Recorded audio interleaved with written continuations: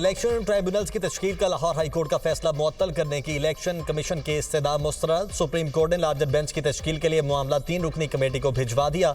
Attorney general को notice जारी। सिंध और बलोचिस्तान हाई कोर्ट में इलेक्शन ट्राइब्यूनल्स के क्याम के लिए अपनाए गए तरीकाकार की तफसीलात भी तलब कर ली।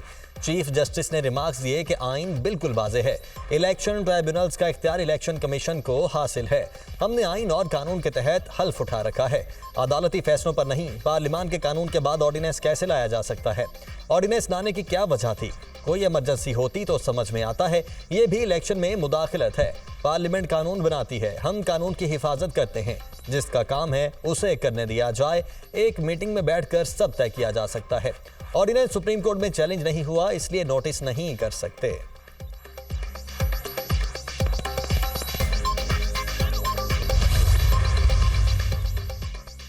क्या पाकिस्तान में हर चीज को मुतनाज़ा बनाना लाजिम है? इंतखाबात की तारीख पर भी सदर मुमलिकत और इलेक्शन कमीशन में तनाज़ा था। क्या चीफ इलेक्शन कमिश्नर और चीफ जस्टिस हाई कोर्ट एक दूसरे से मुलाकात नहीं कर सकते? बैठकर बात करते तो किसी नतीजे पर पहुंच जाते। चीफ जस्टिस काजी फाइज ईसा के रिमार्क्स। कहा, यहाँ पार्लियामेंटेरियन एक दूसरे को एहतराम नहीं देते। इलेक्शन कमीशन को काबिल एहतराम क्यों नहीं कहते? पहले भी लाहौर हाई कोर्ट ने पूरा इंतखाबी अमल रोक दिया था। क्या इलेक्शन कमीशन को ही खत्म कर दें? आप अपना काम करें, दूसरे को अपना काम करने दें। चीफ जस्टिस का वकील सलमान अकरम राजा से मुकालमा। जस्टिस नईम अख्तर अफगान ने कहा, खैबर पख्तूनख्वा में इलेक्शन ट्रिब्यूनल्स इलेक्शन कमीशन ने कायम किए। लाहौर हाई कोर्ट के अलावा कहीं तनाज़ा नहीं हुआ।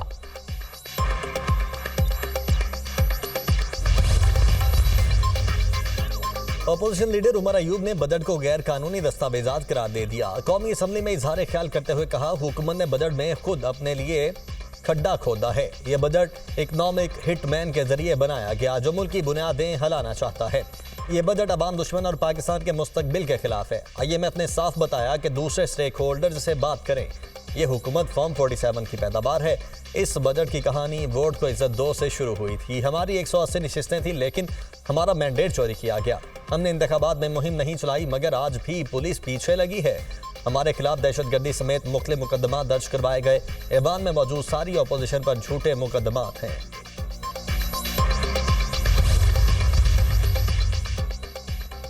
चीन का आला सतह का वफ्द आज पाकिस्तान पहुंच रहा है। 22 जून तक ये दौरा जारी रहेगा। CPEC से मुतालिक मुश्तरका मीटिंग होगी। CPEC को आगे बढ़ाने से मुतालिक बात होगी। चीनी वफ्द अस्करी क़यादत से भी मुलाकात करेगा। वज़ीर इत्तलात और नशरियात अता तारड़ की प्रेस कॉन्फ्रेंस। कहा, चीन की तरफ से CPEC को अपग्रेड करने की बात की गई है। चीन के वफ्द का पाकिस्तान आना खुशाइन है। वज़ीर आज़म ने चीनी शहरों की सिक्योरिटी पर तवज्जो दी है। पाक चीन दोस्ती सियासत से बालातर है। ईद पर सफाई सुथराई के अच्छे इंतजाम किए गए। सरकारी इदारों ने बड़ी मेहनत के साथ ईद पर बेहतरीन इंतजाम किए। एक नया कल्चर बन गया है कि गुड स्टेशन जाकर बटन ऑन करें और कहें कि बिजली आ गई है। मुआवनात इस तरह ना लेकर जाएं।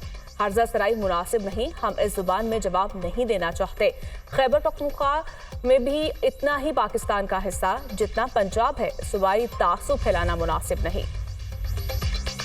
वज़ीर आज़म शहबाज शरीफ से चेयरमैन पीपल्स पार्टी बिलावल भुट्टो की मुलाकात का वक्त एक बार फिर तब्दील। दोनों रहनुमाओं की मुलाकात 7 बजे मुतवक्के। मुलाकात वज़ीर आज़म हाउस में होगी। पीपल्स पार्टी की जानिब से बिलावल भुट्टो, राजा परवेज अशरफ, शहरी रहमान और नवीद कमर मुलाकात में शरीक होंगे। मुस्लिम लीग नून की जानिब से इसहाक डार, अताउल्लाह तारड़, राना सनाउल्लाह शामिल होंगे। मुलाकात में बजट पर पीपल्स पार्टी के तहफ़्फ़ुज़ात के हवाले से बातचीत होगी। पीपल्स पार्टी की काबीना में शमूलियत का मामला भी ज़ेर गौर आएगा। वज़ीर आज़म को विफाक और पंजाब के बारे में पार्टी के तहफ़्फ़ुज़ात से आगाह करेंगे। कौमी इदारों की निजकारी पर पीपल्स पार्टी के तहफ़्फ़ुज़ात से मुतल्लिक बताया जाएगा। पीपल्स पार्टी का ताहाल काबीना का हिस्सा न बनने का फैसला बरकरार।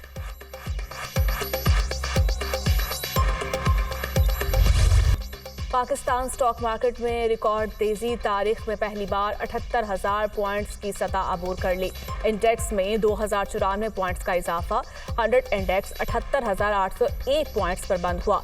इंटरबैंक में डॉलर 10 पैसे इजाफे से 278 रुपये 60 पैसे पर बंद। फी तोला सोना 2,43,300 रुपये पर मुस्तहकम है। 20 दिसंबर 2022 जब सैलाब का जो जोर टूट चुका था और करोड़ों लोग, उस वक़्त भी सिंध में सबसे ज़्यादा तबाही आई थी। उसके बाद KP में और उसके बाद पंजाब के 1.5 अजला में पूरी दुनिया से और दोस्त ममालिक से, बरादर ममालिक से बड़ी इमदाद आई। लेकिन हकीकत यह है कि पाकिस्तान को माशी तौर पर 30 अरब डॉलर का नुकसान हुआ। पाकिस्तान को 2022 के सैलाब से 30 अरब डॉलर का नुकसान हुआ। NDMA ने सैलाब के दौरान बहुत अहम किरदार अदा किया। सूबा और विफाक की मुश्तरका काविशों से मुतासरीन की बहाली को यकीनी बनाया।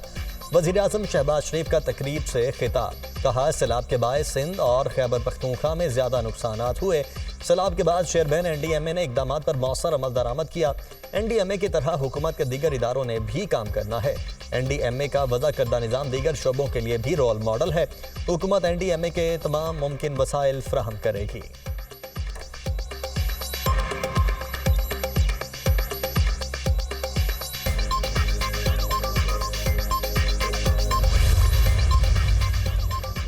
खैबर पख्तूनख्वा में लोड शेडिंग के खिलाफ अवाम का एहतजाज रंग न ला सका।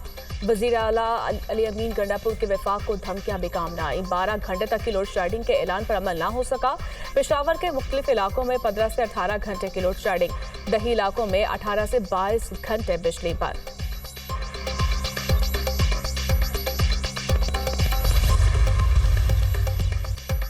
पेशावर में एक बार फिर मुजाहिरीन रहमान बाबा ग्रिड स्टेशन में दाखिल, जबरदस्ती 4 फीडर्स चालू करवा दिए। तर्जुमान पेस्को का कहना है कि MPA फजल इलाही के उकसाने पर मुश्तिल मुजाहिरीन ग्रिड स्टेशन में दाखिल हुए। जबरदस्ती हजार खानी 1, हजार खानी 2, यकातूत और खूनाबाद फीडर्स ऑन करवाए गए। इन फीडर्स पर बिजली चोरी और वाजिबात की अदम अदायगी से लॉसेज 80% से जायद हैं। मुजाहिरीन की जानिब से बेजा अमल दखल से पेस्को सारिफीन बुरी तरह मुतासिर हो रहे हैं।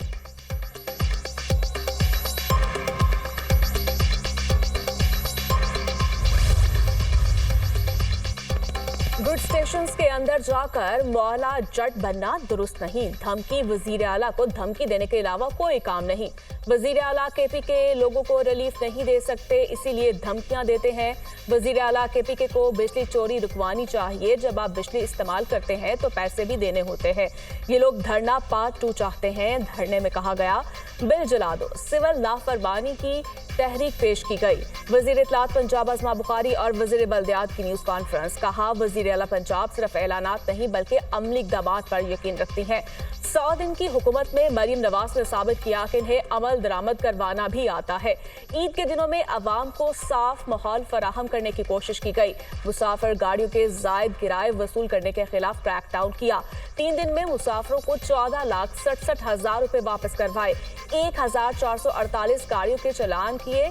9 अफराद के खिलाफ मुकदमा दर्ज हुए। वजीर बल्दियात ज़ीशान रफीक बोले, वजीर आला पंजाब की हिदायत पर दिन रात काम करके सफाई के निज़ाम को फाल रखा।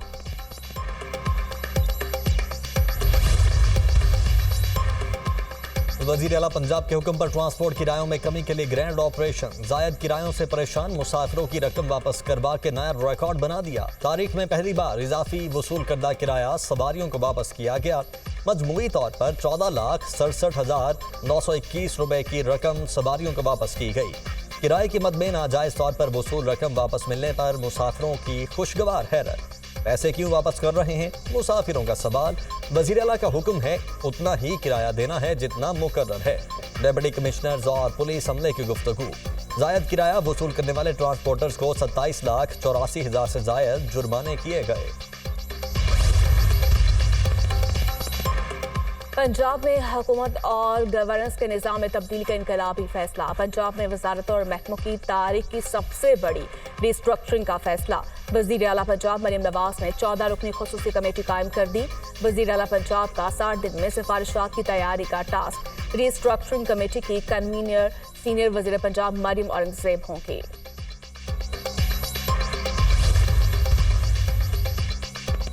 सेनेटर फैसल बावड़ा की इलेक्ट्रिक हाइब्रिड गाड़ियों पर टैक्स की शरह बढ़ाने की मुखालिफत। सलीम मांडवीवाला की ज़ेर सदारत सेनेट की कायमा कमेटी खजाना का इजलास। 1.5 करोड़ रुपए से जायद की गाड़ी पर 25% सेल्स टैक्स लगाया गया है। चेयरमैन FBR की ब्रीफिंग। सेनेटर फैसल बावड़ा ने कहा पूरी दुनिया में इलेक्ट्रिक गाड़ियों की हौसला अफजाई की जा रही है। पॉलिसी बनाकर जब उस पर नजरसानी की जाती है तो मसाइल में इजाफा होता है। कमेटी ने ई-व्हीकल पर टैक्स का मामला मौखर कर दिया।